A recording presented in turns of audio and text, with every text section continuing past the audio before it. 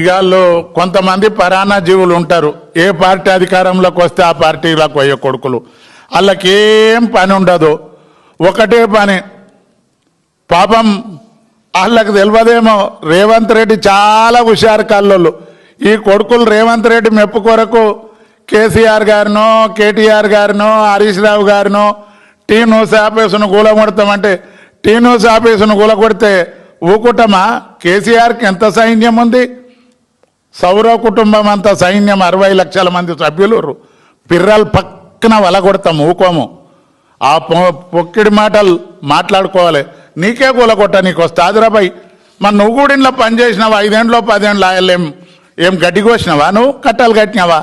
ఆయల్లో నువ్వు కూడా చేయాలిగా. నిన్నేదో కుక్క వాగినట్టు వాగుతూ ఉండే అసొంటి కొడుకులై నువ్వేం చేసినా పాపం పెద్ద అయిందన్న దయదలిచేమన్నా చూసేదేమో. కానీ రేవంత్ రెడ్డి కూడా టెలిస్కోప్ పెట్టి చూస్తాడు. కొడుక మిమ్మల్ని ఏం వదలడు.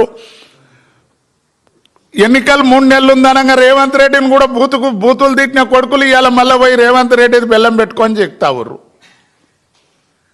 అవి రేవంత్ రెడ్డి ఏం నమ్మడు. నువ్వేం చేయి, ఇసొంటి వాళ్ళు ఉడతలోపితే యాపలేం గదలై వాళ్ళతోటి ఏమి కాదు. ఖచ్చితంగా ప్రజాబలం ఉన్న నాయకుడు కేసీఆర్ గారు. ప్రతిపక్ష నాయకుడిగా ఆయన 2 సంవత్సరాలు ఎంత ఉందాగుండి గవర్నమెంట్ని ఒక్క మాట అనలే.